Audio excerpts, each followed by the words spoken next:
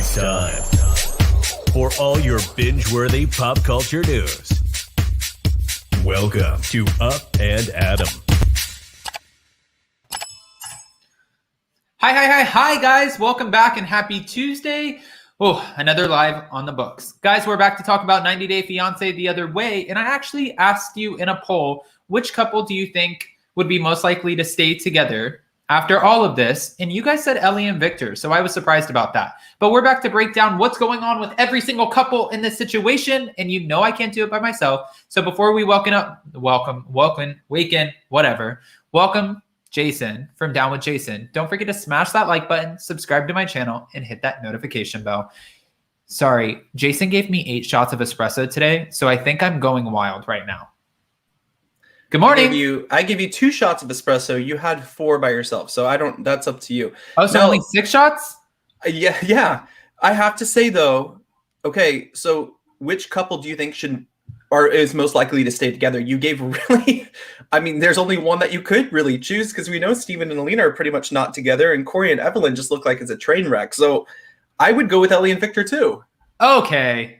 Don't come in here and bash me on my decisions on what I wanted to use as answers for the poll. Okay. It's all like right. When they give you multiple choice and they're all wrong. Thanks, Jason. Yeah. I appreciate you. All right. Well, getting back into it, we're going to start with Ariela and Biniyam. Here's Biniyam. I feel bad for all 3 of these characters in this episode. I just feel bad for Sumit because he's never going to be on my good radar, I guess. But I want to talk about Biniyam and Ariela because Ariela and Biniyam end up taking their baby, Avi, to the hospital because there's this little bump and they find out that it's a hernia. This is actually terrible. This was terrible to watch. I wouldn't wish this on anyone. And you can see they wanted to go check up with their baby. And I'm sure as a new parent, you would be so worried no matter what. Like if you see a new spot on your child, if something's going wrong, you're going to be super hypersensitive to it. And the doctor immediately says, this is a hernia. This is what's going on. It needs to be taken care of ASAP. We need to perform a surgery. I was like, oh. With any baby though, and especially when you're a new mother, you have someone who, a child that is so young, you of course would want a second opinion to see if that's really necessary, to see what the actual problem might be. Like I feel for Ariela because I, as an American, knowing our health system, would probably want to do the same thing, you know? So especially if she has insurance and she can, cover the child. It offends him though, because he's kind of thinking, he's looking at, this was a little bit selfish, I think, on Biniyam's side, where I understand that he's fearful that he won't see his child again. So I'm giving him that, right? But at the end of the day, like she's just saying, I think I can get our child better medical care. But then that's kind of offending him because he's like, we have the best of the best here in Ethiopia. Listen, and don't get it wrong, because some countries have great healthcare, especially for certain things. But at the same time, I found it really, really selfish of Biniyam, and especially his sisters when Ariela was out with the sisters doing a spa day. They weren't thinking about the baby. They were thinking about, Biniyam's past and what had happened before with his ex-wife doing that. I don't think she's really putting the child first. It looked like it was a hard decision. Now, where she screwed up is where she booked the plane ticket without telling Biniyam. Yeah, she told him here. She told him here that she booked a plane ticket and that she's leaving soon. And Biniyam feels like she decided to take the moment that he was getting his haircut at the barber shop.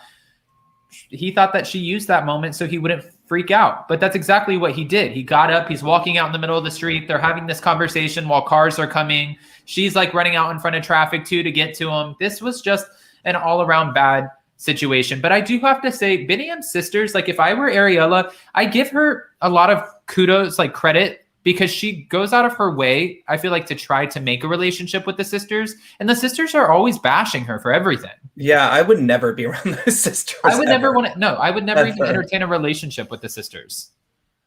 I mean, you get a couple moments, okay? But obviously we know that Ariela and Biniyam are still together. They were seen together in New York. So she obviously does come back. She keeps her word. And I love how she was using her mom to mediate. I agree. All right. Well, I want to move on to this next couple because we have Steven and oh no, I can't do Steven and Alina first. No, I'll do Armando. Well, okay. So really quick, Ariela and Biniyam, just really, really quick. I know he has also feelings about Leandro.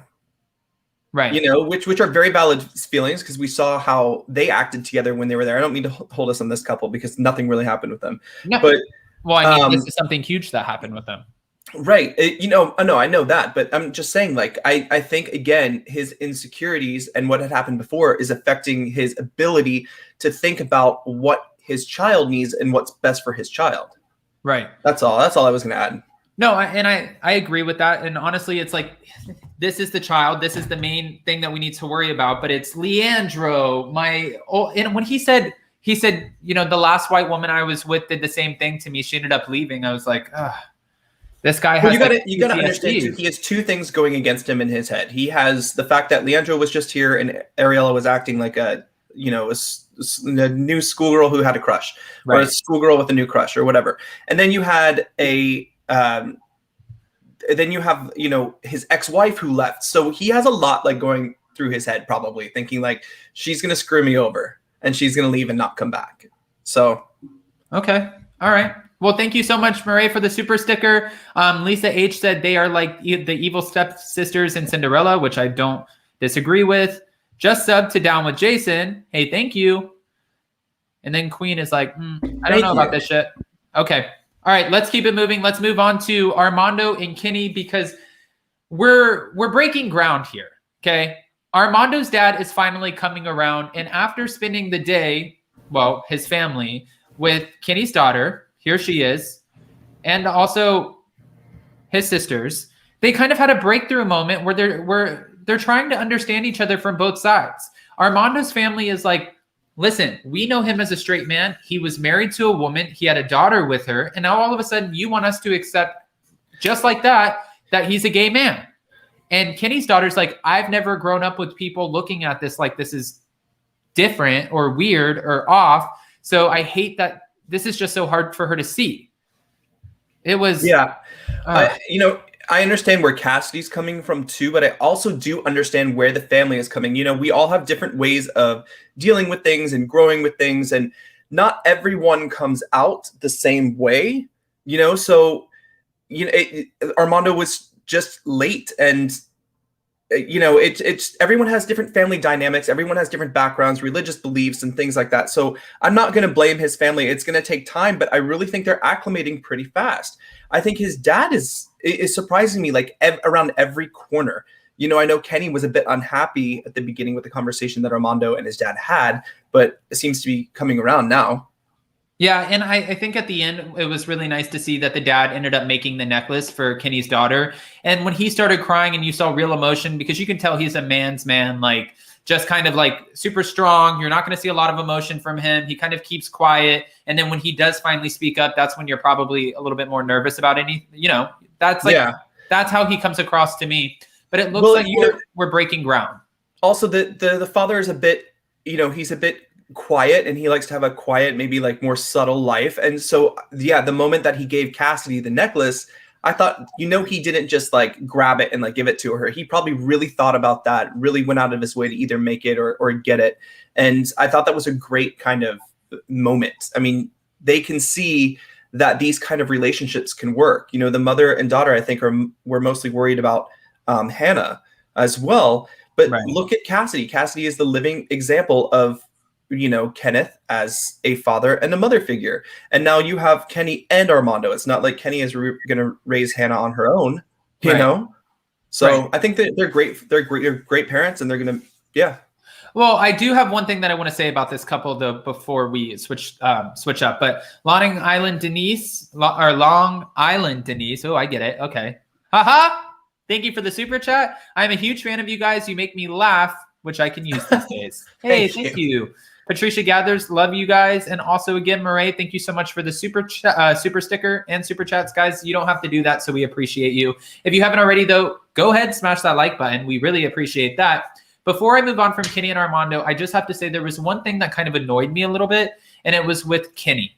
Kenny kept pushing, okay, well, you know, is your parents, are they going to be at the wedding? Do we know? You know what I mean? And he's like, baby steps. My dad is coming around the best way he knows possible. And Kenny kept pressing in. And I was like, dude. And you can't push like that. You can't push like that. Especially when something's new. It's almost like Kenny's Kenny needs to slow down and maybe Armando's family needs to speed up a little bit. They got to meet in the middle. It just, Kenny wanting all of that so fast. I thought he would be, because of his age and his experience, would be a little more understanding. That's just not how it goes for everyone.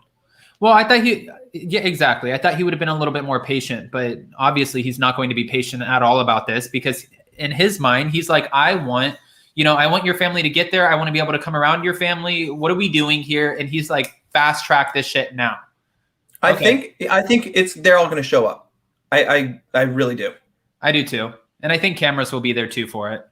All right. Well, we have to move on to our next couple because we love them. We're flying through. Steven and Alina. Good Lord. This couple, there is something seriously wrong with this man. I know Kempire likes him. I'm trying to like him. He comes off a little quirky. He's so annoying. Sorry. Okay. It's almost as annoying as like watching the show. I'm not a huge fan of the show, but it's just utterly ridiculous. He's ridiculous in every way, shape, or form. But I feel like he's so wrong in everything that's going on in this situation. He's wrong.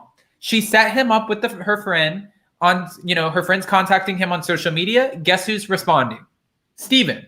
And she said, I don't want you responding to other girls on social media. Then she's saying, I thought we were in an exclusive relationship. You were talking to me about babies, about marriage. You came to Turkey. We were supposed to be getting married. We're forming this bond. And then you tell me that you're out here going on dates with other girls, one-on-ones, and you're kissing them. And he's like, well, my words didn't match my actions. I'm like, yeah, no shit. We know that. But there's got to be accountability, friend. Like, I'm glad you got the bigger space where you could both stay in the same apartment. Like, you're still not really committing to what kind of you guys had planned. And Alina also brought up too that she feels like she was the backup plan, because just in case they couldn't meet, Steven was out kind of seeing and playing the field a little bit. Yeah, well, yes and no. Honestly, I see her as the backup plan still, because if it doesn't work out, That's what I wanted to say. I think that she was the backup plan all along. And I think that he was really trying to, I get where he's saying, I realized after going on all these other dates that I just wanted to be with you. And some would really push people to go out and do that before they get married, to go out and date multiple people, make sure this is exactly what you want. So that's how he's trying to sell it to her, which is clever. But she's looking at this like, we talked every day. You never once mentioned it. Like, why didn't I know? Because I'm over here being faithful in this relationship, thinking this is what it is. And he's like, well, did you kiss any guys? She goes, no, I didn't kiss any guys. He already knows the answer. And then he says, I would have been okay had you have done that. I wouldn't have been mad at you. With it because he has guilt. He's not okay but that's with what it. He was trying. He was trying to get that kind of, tit for tat thing going. But I also thought it was kind of weird because I think she just wants to be wine and dine. She doesn't want to go spit out her wine. She actually wants a romantic evening, and he keeps ruining it with all his, weird quirks, especially when he sits down and he's like, when I was on my mission as a Mormon, my companion and I would sit down and we would go through like every week, like what our strengths, what we like about each other, what we don't, what our strengths and our weaknesses are, and tell each other that. And it's like, I still knew. You're not allowing this to really form into any kind of relationship. This poor girl, I feel so sorry for her. I would have been gone the first day. No, I would have been gone too. I think that this relationship, obviously, it doesn't look like it's going to work out. And the fact that he's still lying, and she said, is there anything else you want to tell me? And he said, not that I can think of right now, not that I can remember. And then pan over and we catch him like talking to the cameras while they're interviewing him. And he's like, well, I really have to tell her that I had some sexual relations with some other women. I'm like, you should have told her ass now. Rip off the Band-Aid. That's my other problem. Is you're pushing your religion, your religious, things, that the word of wisdom, the law of chastity, all the things that in Mormon religion are so important. You're pushing that on her, and she's trying. And then you have to give her props for that, because, my dad converted for my mom to the Mormon church, and she's trying. And what are you doing? You're not even trying. So you're putting this on her, all the things she needs to do in order to be with you, but then you're doing whatever you want. Yeah. So the hypocrisy kills me. No, there's so much hypocrisy here. I would flip my shit, because if I were her, once he tells her finally that he did have relations with, he's saying other girls. So he's not saying one girl. This wasn't a mess up like one time. He's saying girls, okay? Plural. So Yeah. when he finally tells her about this, if I were her, I would be thinking, okay, so you led me on and made me think that we were in an exclusive relationship while you were out doing your thing. Then you ended up kissing girls. Now I feel violated about that. Then you tried telling me that you wanted to sleep in a hostel while I slept in an apartment in a foreign country by myself because it was against your religion. Okay. Then you decide to tell me that you had multiple hookups. I wouldn't trust him. I wouldn't buy this, and I would be moving on. I would not marry this person. I think that this is all BS. Steven is a and apparently they're not ending up together anyway. Okay.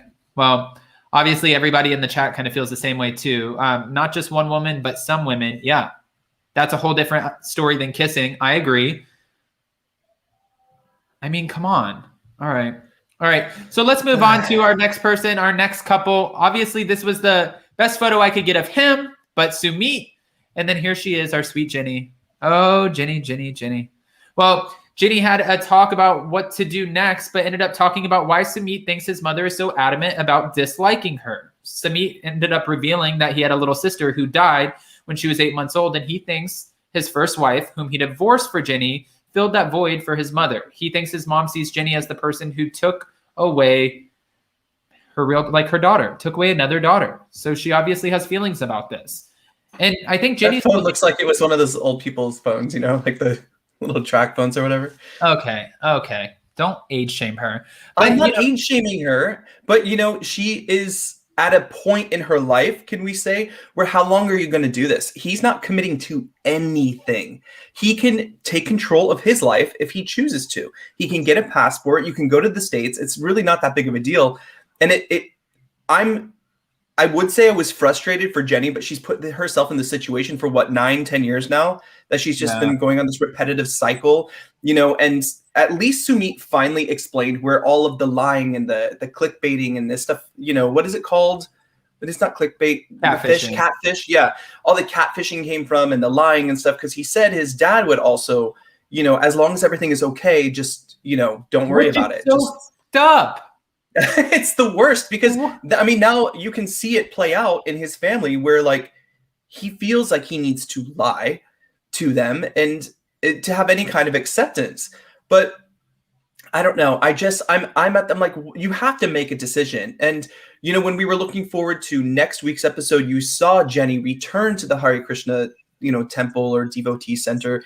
And, one of the, I don't know what the devotees was telling her, you have to leave. If you leave, he will come. So I wonder if she's at that choice where she really needs to make a decision. She can't sit here and fight and stay around the family because they're never, ever, ever going to accept her. Culturally, it's not going to work. Exactly. I agree with you. And also looking at the preview for next week, we see this woman really does not like her. Okay. This woman just shows up and they end up moving in with Jenny and Sumit. And she's like, you can't cook. You can't do anything. And Jenny's just looking at her like, I don't know. That is what I'm most looking forward to about next week's episode. That's what's going to keep me watching, actually. But Murray brought up a good point in the chat. Why did the parents move in their house with them? Why? And if I were Jenny, I would be like, I know Jenny. Okay, so I feel like in Jenny's mind, she's trying to get somewhere with his parents, right? So when this came up, this whole topic of the parents moving in with them, she was probably like, oh, now's my chance. I can prove to them, we love each other. We're in a good relationship and I might be able to win them over. But I would have been looking at this like, you can't just go out here and talk all of this shit about me and then just ask me to move in my house. No, I'm not going to be uncomfortable in my own house. Let's start kind of getting there. Let's take baby steps and then maybe, but also I would do anything for my parents. So if they're in a tough situation, I could see that too. Now, can you understand at all? I mean, besides the cultural differences, because, in Indian culture, through my experience with my friends, it's very, very, it's very strict. So can you understand at any point where his mom is coming from when Sumit was married and had that kind of daughter relationship, that mother-daughter relationship? And now all of a sudden we have Jenny and this relationship started with lies and his mom is looking at this like, what the hell is going on? You know, I mean, yes, it's been 9 or 10 years, but at the same time, haven't they been distant for most of it?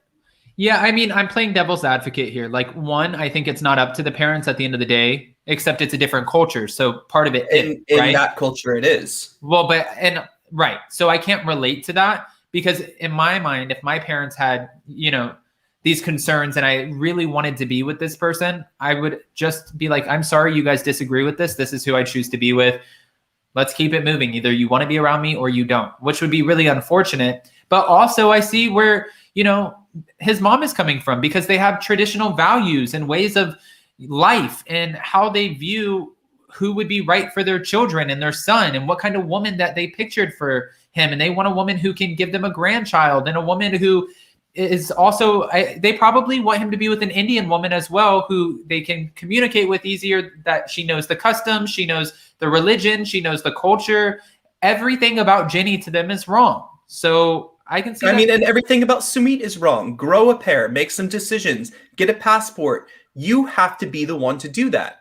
You know, if that's what you are going for. I mean, Jenny, if she's never going to be accepted by the family, you have to come to terms and make some decisions.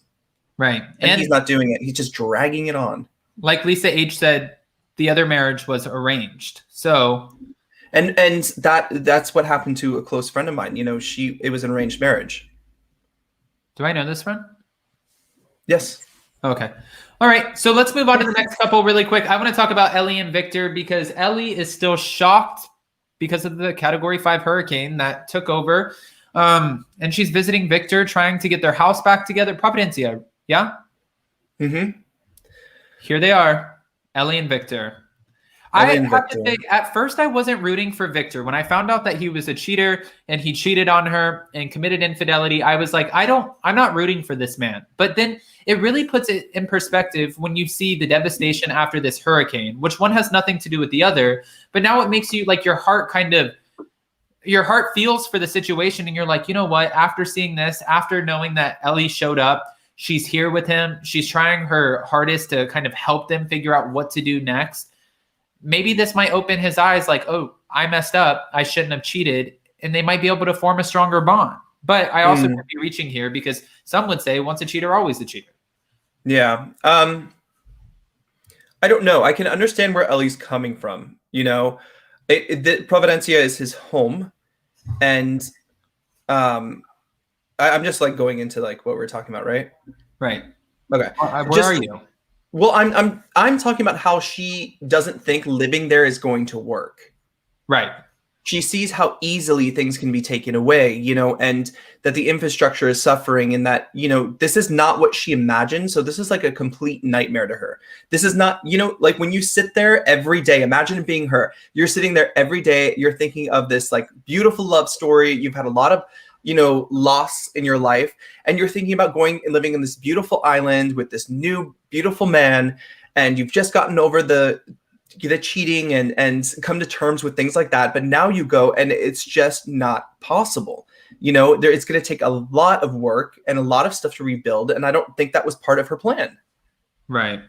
So, okay. I mean, I see because I see even going into next week, you know, them getting into an argument, which I actually am looking forward to, not to their argument, but to seeing how that kind of resolves itself because, you know, that it's a lot to take in, especially if you're not used to it.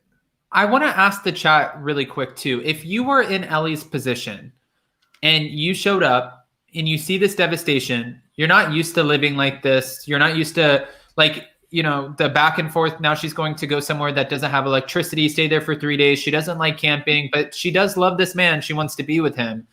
Would you stay or would you go back home, make some more money in the United States, send back as much money as possible to help him kind of get the house ready and rebuild and do it that way? Because honestly, I feel like, yes, she could be an asset there with him in Providencia, but also if I were her, I think I could see where it would be really hard to stay in this situation where, you know, there's no electricity. Where are your resources? This would be really hard. It would be just a devastating situation. But then they would paint Ellie to look like an asshole if she ended up leaving during all of the devastation and not helping out. So this is like, she knows. Well, I mean, and she's thinking too, she's been warned by her friends. She sent a lot of money, right? Which went into the house beforehand. And I'm sure she's like, okay, now I'm probably going to have to put in more money for us to even have any kind of stability in this new life. So I think, she is a businesswoman, so she does think about these things. And I think she's just thinking right now she doesn't see a way. And I don't know if it's possible for her. Especially if she hates camping. She's going to really hate that. Yeah. And you know me, I hate camping. So I'm trying to think about it as like, okay. Yeah, we go every year for Thanksgiving. Oh. Well, that's like glamping, right? When we go. Yeah, we're in a cabin. Yeah, it's very different. Yeah. But fire pit outside. But even that was kind of like, I don't know. Anyways, all right, last couple. We didn't see much of them. Actually, I don't know if we saw any of them, but we do know next week we are going to see a lot of them, and we're going to meet the other woman. This couple that obviously loves each other so much, Corey and Evelin. Lord. Oh my gosh. I'm ready for them to call it a day. Well, bring on Jenny. I just want to say really quick, they look so happy in this promo shot, and then we see them, they got married, they look so happy. Wow. She didn't look happy right there. Go back to the other photo. Look at her smile. Yeah, she's that's like what did I just do? That's what her face tells me. She's like, I hate your guts. And then here's Jenny. Oof. Ooh. I want to ask you guys in the chat before we start commenting, guys, if you haven't already, go ahead, smash that like button, show some love. Do you think Corey is going to end up with Evelin or Jenny? And how do you think Evelin is going to respond to finding out about Jenny? And also we see Corey sitting down with Jenny. So we find out Jenny made her way over to Ecuador, right? Unless he went back to, it was Peru, right? Peru. Yeah, Peru. Which one is it? I don't know. But if she's in Ecuador and Evelin's in Ecuador, this is not going to be good for Corey. No, Corey needs to make a decision too. And Corey lit up when he saw Jenny. He was like so excited. He was smitten. And then you see Evelin and she's like. Not that I'm giving Corey a pass on anything he's done or, the way he acts and stuff like that. But I could not be around Evelin. Like I couldn't do that every day. It feels like there's a dark cloud over her. And I understand that, he cheated and now it's going to almost get worse, but I don't know. Yeah, but we found out that Evelin has cheated on him in the past too. That's why I said this is like a tit for tat situation. But honestly, it just really looks like, I think that she comes off very pessimistic, but I think it's because she's not happy in her relationship. That's so apparent and obvious. I don't know why she continues the relationship, but she looks like she's miserable. So maybe she wouldn't look like this if she was in the right situation. I have to give her the benefit of the doubt. I don't think she's a miserable human being. I think she's miserable in her relationship. And she feels like, I'm so invested into it now. I'm so far in. We've signed papers. My parents don't believe in divorce. 90 Day has featured us now multiple times. Like, we're here.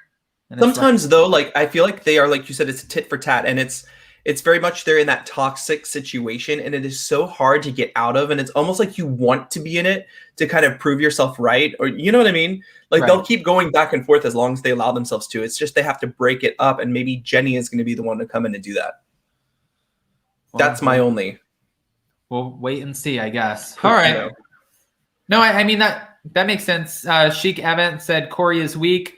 Lisa H said they both are liars. I was just listening to her talking about what a big decision getting married is, and she must deeply consider this. But they are already married, so she was lying to us. Ooh, yeah, and people were not happy. Kimberly Ratzliff said, "Is Jenny pregnant?" Good question. That would seal the deal, wouldn't it? Kimberly. Oh my gosh, that would do in this whole. Evelin would be like, I don't give a if you guys don't believe in divorce, this is over. I feel like in this TLC world, though, like we hear about everything. She's probably already had 2 kids. Okay, don't we get so behind though. It's like when they finally like bring the show out, we find out okay, Steven's out with the family Chantel, meeting a new person. Like this person's doing that. We know that this person isn't together anymore. It's just it kind of ruins the vibe for me watching the show. Wait, I have to tell you guys something. If you guys weren't aware of this, which I'm sure you guys probably are all aware of this, but 90 Days Single Life is coming back, okay? And I know we all love Colty, but this time it's featuring Mama Debbie. What? Yes, is she getting a man? She's going out dating, looking for a man. She's literally the cast member this season, not her son. Oh my gosh. I mean, because they're like TV gold.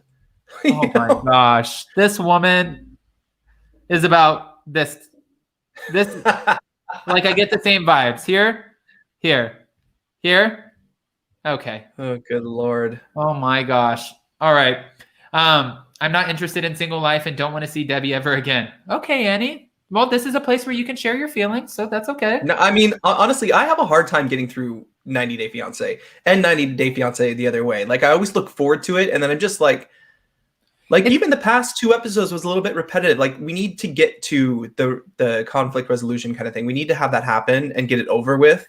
We spend so much time on the little things and these like redundant conversations. It's like, yeah. Chic Avant plot twist. She's pregos. Oh my gosh, that is hilarious. Have her meet up with Larissa for the fun of it. Okay. All right.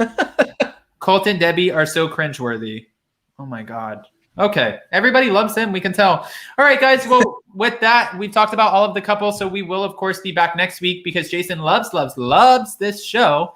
So we'll be back to talk about it. Don't forget, tonight is Vanderpump Rules Season 9, Episode 2. We'll be back on Jason's channel tomorrow to talk about that. But also today, in about 2.5 hours at 2 p.m. Eastern Standard Time, we are going live with Ronald Richards to talk about the new documentary, the new Hulu ABC documentary about Jen Shaw. He ended up sitting down for it, just like Dana Wilkie and Danielle Staub did. He sits down. They interviewed him. He had a whole experience, and I want to know more about it. I want to know what they're saying in this documentary. So we'll see. Join us at 2. We'll see. Before we go, Jason, can you let us know where we can find you? Yeah, I think everybody knows, but if you don't, my channel is called Down with Jason. We talk about anything entertainment, royal news, and especially reality TV. I'm still relatively new, so the path is being formed right now. So come join me now, and we'll decide where to go together. All right. We'll decide where to go together. He's welcoming you in. We'll decide where to go together. All right. I mean, together we'll be here again tomorrow on, of course, covering Vanderpump Rules, which will be a lot of fun. But I also, you know what? If you can ask Ronald Richards off camera or, off live, like ask him, because I need to go look up that episode where Chad Rogers is like selling his house on $1 million listing, like way back in the day. I know. I was talking about this the other day. I do have to ask him about that. Yeah, because what Kathy Hilton, Ronald Richards, they were in the same episode of $1 Million Listing. He's been around for a minute. Yeah, I didn't know. Yeah, I was curious. All right, guys. Well, we appreciate you. If you haven't, go ahead, get subscribed. If you're not subscribed, and smash that like button. I will see you in a couple of hours. Bye, guys. Bye.